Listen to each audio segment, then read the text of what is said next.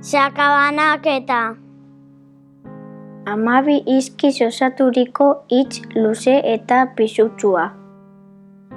Gure motxilari izena ematen diona.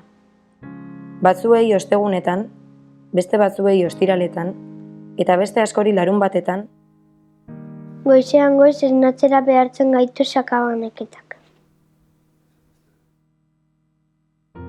Auzoko umeak, parkeko txirista koloretsuetan barrena jolasten dauden bitartean, errepideko marra zuriak zenbatzen lokartzen gara gu, kartzelara bidean.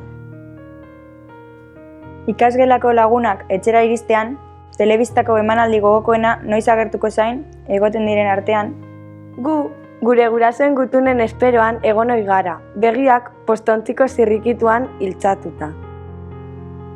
Gure urtebetetzean orekin ospatu nahi dugun aukeratzera derrigortuta gaude.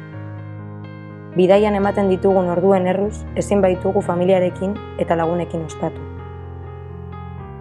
Mirantzuneko lagun maitagarriak bidaiak leuntzen saiatzen diren arren, guk burua gure saskibaloi taldearen partiduan daukagu.